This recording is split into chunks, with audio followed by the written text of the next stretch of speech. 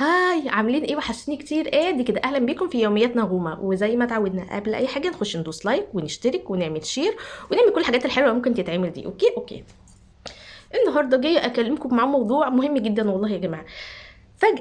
فجاه بقت كل الناس بتتدخل في حياه كل الناس بطريقه تضايق كل الناس. فاللي هو ما تبقاش فاهم هو فيه ايه، فتلاقي حد كده نطط لك كده في حياتك من بدايات خالص بقى، من بدايات اللي هو من ايام الاعداديه، فتقول لك ايه، هات مجموعه عشان تخش ثانوي عام. حضرتك مالك؟ يعني انا مش عايزه اخش ثانوي عام، انت مالك؟ فيشاء القدر واخش ثانوي عام عادي خالص. فتقول لك خشي علمي عشان تبقي دكتوره. حضرتك انا مش عايزه البس برضه، انا برضه حره، انا مش عايزه ابقى دكتوره، فتخش ادبي. اوكي تمام، ما فيش مشكله. وتتخرج بقى بعد كده تخش الجامعه وتتخرج منها، فتقول لك انت اتعلمتي. طب ايه، مش هتشتغلي ولا ايه؟ انا مش فاهمه هو حضرتك في ايه، مالك يعني؟ هو انا لما امشي يعني إيه، انت هتبقي كويسه ولا حضرتك بتصرفي عليا ولا ايه؟ انا مش فاهمه. يعني بابا اتصل عليكي مثلا وقال لك انا مش قادره على مصاريفها فخليها تنزل تشتغل وتساعدني، ويا ستي خلاص نزلنا اشتغلنا. فتبقى قاعده بقى تقول مش هتتجوزي؟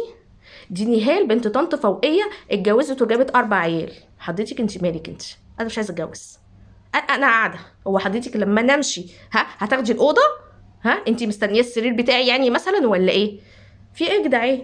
في يا ست انت مالك؟ عايزه ايه خير؟ المهم نتجوز يعني سنة الحياة يا ستي واتجوزنا. ف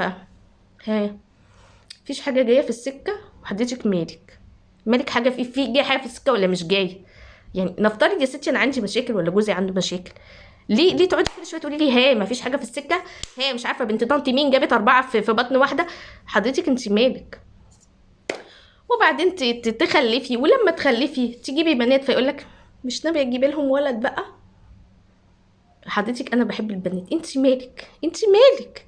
ولما تجيبي ولاد تقولك ما تجيبي لهم بنوته بقى كده، حاجه كده تفرفش لك وتنعنش لك البيت. حضرتك انا مش ناقصه فرفشه، انا لوحدي فرفوشه، انت مالك انت؟ فما تبقاش فاهم هم عايزين ايه بالظبط، فتلاقي كل الناس نطه في حياتك وفي الاخر يقولك ايه يعني ده احنا ملناش في حاجه حضرتك مالكيش في ايه؟ ده حضرتك يعني تعرفي تفاصيل عن حياتك؟ ده حضرتك عارفه مقاس رجلي كام؟ يعني بتوصل لدرجه ان انا لما اغير المانيكير حضرتك تبقي عارفه لون المانيكير ايه، فتقول لك ايه، البنيات بتليق فيكي اكتر كده والكشميرات اكتر من الاحمرات. حضرتك مالك؟ ده انا مره صبغت شعري جوزي ما خدش باله. انت بتاخدي بالك من التفاصيل اساسا ازاي؟ ازاي؟ يعني اللي هو في ايه يعني؟ فتقول لك بقى ايه، الجزمه الحمراء اللي انت اشتريتيها ساعه فرح فلانه، مش حضرتك عارفه لون الجزمه؟ انت خدتي بالك ان انا اشتريت جزمه جديده؟ في الاخر تقول لك اه الواحد يعمل ايه، ما عندوش وقت يبص في حياته. ما حضرتك عندك وقت منين؟ ما انت باصه وداخله في حياه الناس.